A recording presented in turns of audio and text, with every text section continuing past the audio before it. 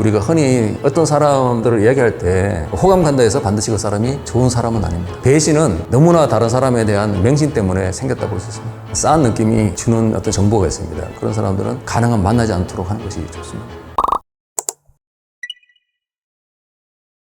누구나 사람들은 남에게 다가가서 마음을 털어놓고 하나가 되고 싶어요. 진짜 친구가 되고 싶고 영혼을 나누는 그런 사이, 그런 것을 생각합니다만은 그런 사람은 없습니다. 쇼펜하우어는 나는 다른 사람의 마음을 알 수 없다고 합니다. 우리가 다른 사람의 마음을 알 수 없기 때문에 믿어서는 안 됩니다. 그리고 다른 사람들은 나에 대해서도 객관적인 평가보다는 주관적인 감정으로 평가합니다. 시기심이라든가 질투, 그리고 이런 것들에 평가하기 때문에 누구나 이기적이고 남에게 관심이 별로 없습니다. 너무 믿지 않는 것이 좋습니다. 인생이라는 것은 많은 사람들이 서로 살아남으려고 하는 건 투쟁이거든요. 누군가는 죽을 수밖에 없고 누구는 살아남을 수밖에 없습니다. 그러니까 살려는 욕망은 내가 살아야 되겠다는 거잖아요. 남을 이제 이겨야만 자기가 성공할 수밖에 없기 때문에 내가 살기 위해서 남이 죽어야 되는 그런 과정이 바로 인생이라 보고 있습니다. 그래서 쇼펜하우어는 인생을 지옥에 비유하고 있습니다. 그런 지옥 같은 상황에서 다른 사람을 믿지 말라고 이야기합니다. 우리말에 믿음 돕기에 발등찍힌다는 말이 있습니다. 그건 뭐냐면 우리가 상처받는 사람들은 가까운 사람에게 상처를 받습니다. 지나가는 사람, 아무도 모르는 사람에게 상처받는 데 없습니다. 그 이유는 우리가 그런 사람들을 너무 우리 신뢰하고 믿고 의지했기 때문에 우리의 속마음을 너무 이제 많이 털어놓은 거죠. 비밀이든 뭐든 간에 너만 알고 이상해서 다 알겠는데 그런 것들이 결국은 배신으로 이어지기도 합니다. 타인에게 너무 의지하고 너무 많은 걸 기대했는데 그 사람들이 그렇게 해주지 않거든요. 그러다 보면 상처를 받습니다. 그런 이유는 본인의 잘못이 있습니다. 본인도 너무 남에게 자신만이 알고 있는 그런 비밀들, 속이야기 이런 것들을 다 이제 털어놨는데 상대방이 그걸 감당을 못하는 거죠. 상대방도 힘듭니다. 그 친구의 비밀을 알아듣는 것도 듣고 있는 거 피곤합니다. 결국은 배신은 너무나 다른 사람에 대한 어떤 맹신 때문에 생겼다 볼 수 있습니다. 쇼펜하우어는 성격이 바뀌지 않다고 얘기합니다. 아무리 성격을 바꾸려고 해도 그 성격이 반복된다고 봅니다. 본인은 노력에 의해서 다른 인생을 살고 있다고 생각하는데 나중에 보면 그 제자리로 되돌아와 있다고 합니다. 그 성격대로 산다고 합니다. 그러니까 성격이 각자 사람마다 다르기 때문에 성격 차이로 인해서 갈등이 생길 수밖에 없습니다. 그리고 우리말에 그런 말이 있습니다. 사람은 고쳐 쓰는 것이 아니다라는 말이 있습니다. 그만큼 인간은 한 번 다툼이 있으면 반복될 가능성이 많습니다. 그런 사람들은 가능한 만나지 않도록 하는 것이 좋습니다.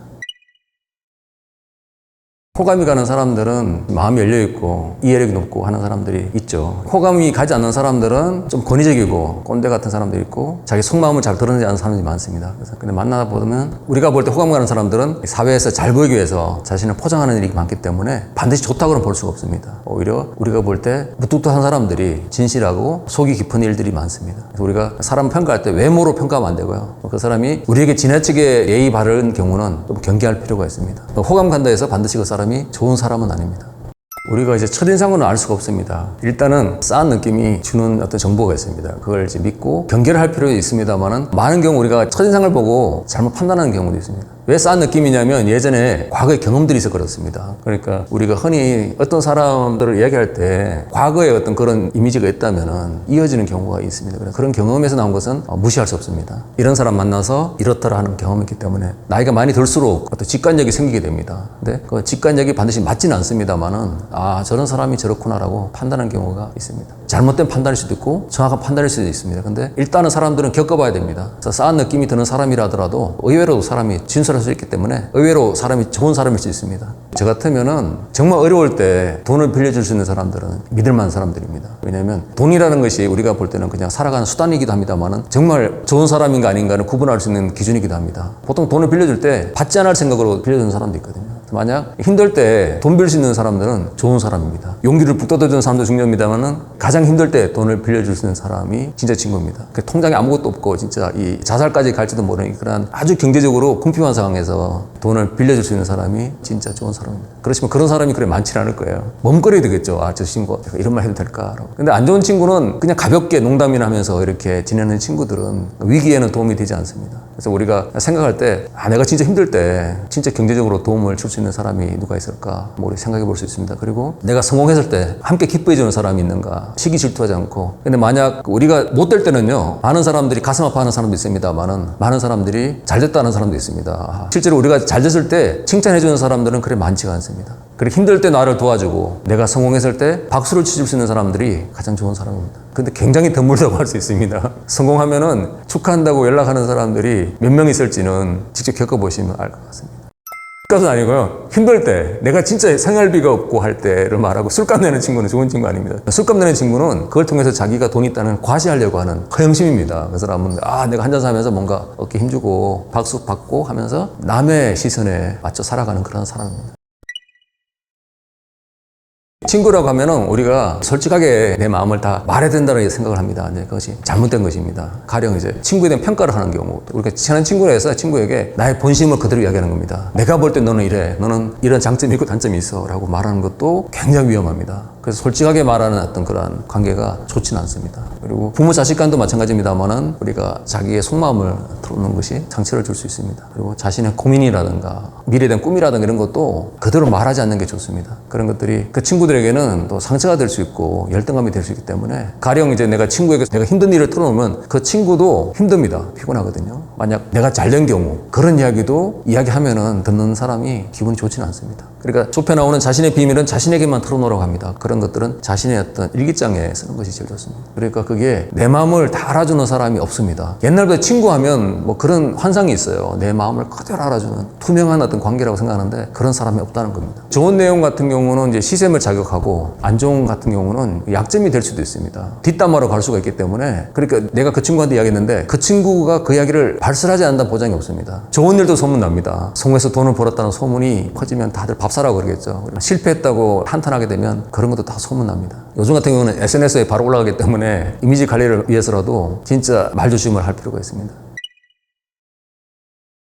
남에게 호감받는 사람이 되려고 노력을 어릴 때부터 합니다. 유치원부터 초등학교, 대학교 계속 이렇게 잘 보이려고 노력합니다. 그렇지만 남에게 호감을 사는 행동들이 거짓된 행동입니다. 나의 본성과는 맞지 않거든요. 원래 인간은 내가 하고 싶은 일을 하고 싶은데 호감을 받으려는 것은 남이 원하는 걸 하려고 하는 것입니다. 그러니까 호감을 살려고 할수록 나의 본성과 맞지 않기 때문에 불행해질 가능성이 굉장히 높습니다. 그래서 남의 어떤 비위를 맞추거나 남의 생각에 따라 한다든가 이런 것, 나의 자존감을 떨어뜨리고 나를 더 불행하게 만들 수도 있습니다. 이 호감 얻으려고 아부하고 친절하게 하고 이러다 보면 결국은 돌아오는 것은 제대로 인정받지 못하고 무시받는 일이 많습니다. 가령 인사를 너무 잘하잖아요. 착한 사람이라고 합시다. 그러면 직장에서 사람들 소문에 저 사람은 예절 바르다, 실제로 일 잘한다고는 이야기하지 않거든요. 착한 사람이다. 딱 거기까지. 그렇게만 하지 그 사람 보고 역량이 있다는 사람, 능력이 있다는 사람이라고는 하지 않습니다. 근데 착한 사람이 호구가 되는 경우가 많습니다. 그러니까 너무 착하니까 사람들이 만만하게 봅니다. 높게 안 봐요. 저 사람을 자기보다 낮게 본다니까요. 착한 사람이니까 일만 도 하고 웬만해서 노를 하지 않기 때문에 그런 사람이겠지라고 인식이 바뀝니다.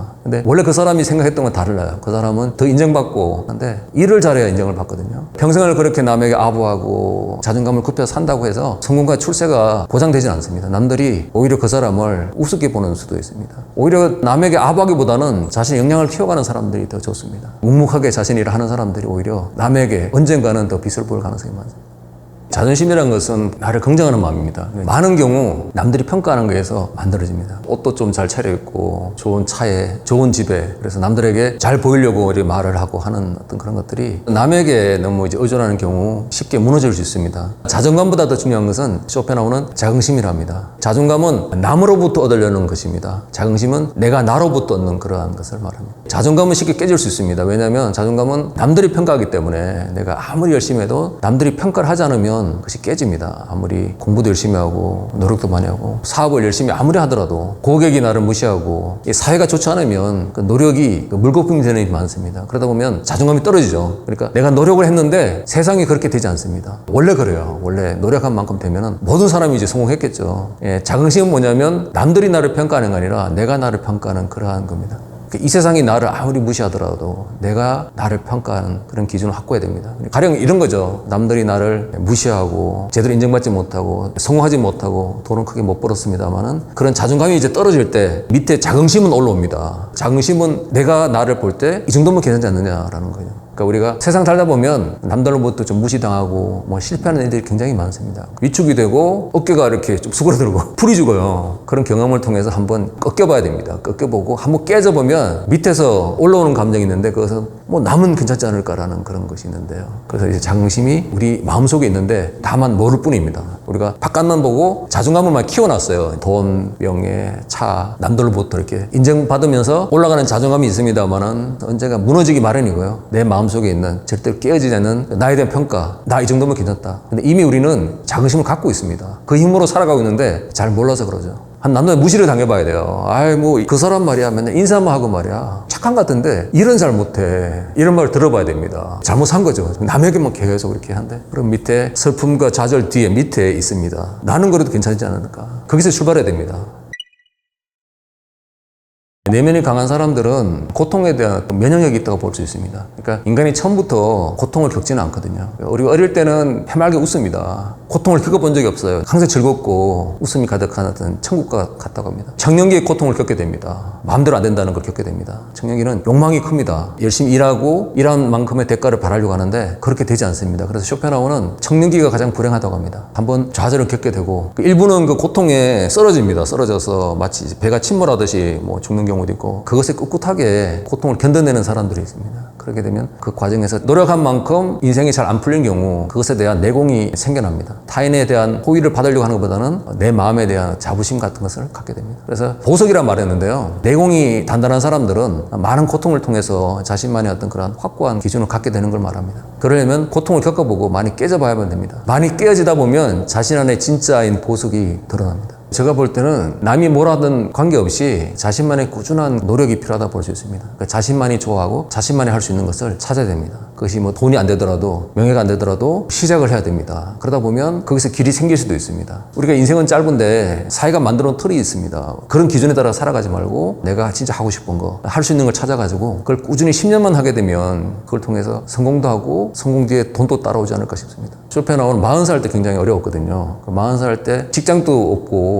개 한 마리 키우면서 그때 포기하지 않았습니다. 쇼펜하우는 자신의 어떤 작업들, 글 쓰는 것이 언젠가는 인정받을 거라는 생각을 했습니다. 혹시 살아서 인정 못 받으면 죽어서라도 인정받을 거라는 그러한 상상을 했습니다. 그래서 쇼펜하우 인생은 그 사람이 꾸준히 포기하지 않고 철학을 했습니다. 물론 쇼펜하우가 처음 냈던 글은요 거의 안 팔렸습니다만은 나중에 냈던 글은 굉장히 많이 팔렸습니다. 한 10년 이상 하다 보면 이것이 우리가 알지 못하는 쪽으로 인생이 바뀌기도 합니다. 뭔가 자신이 좋아하는 것을 찾아서 꾸준히 하는 것이 중요합니다.